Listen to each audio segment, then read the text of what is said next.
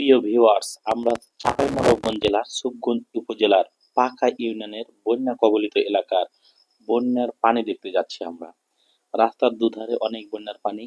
বন্যার পানিতে অনেকগুলো ধান মাটির পানির নিচে ডুবে গেছে, অর্থাৎ মানুষের অনেক জানমালের ক্ষতি হচ্ছে।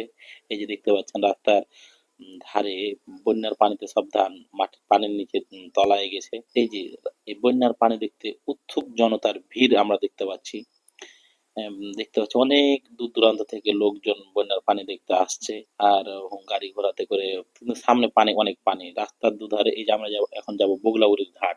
বগলাউড়ির ঘাট যাওয়ার জন্য যে রাস্তার উপরে 3 ফিট পানি, অর্থাৎ রাস্তা পাকা রাস্তা, এলজিডি রাস্তা, তারপরও 3 ফিট পানি মধ্য দিয়ে কিন্তু আমাদেরকে হোন্ডা চালিয়ে যেতে হচ্ছে। হোন্ডা চালাচ্ছে আইজুল ভাই, সে ভালো ড্রাইভিং করে, সেই জন্য তাকে দিয়েছি। এই যে এতগুলো পানির মধ্যে দিয়ে তিনি হুড়কি মেরে ট্রেনে চলে যাচ্ছেন এবং আমরা চলে এসেছি সেই পদ্মা নদী।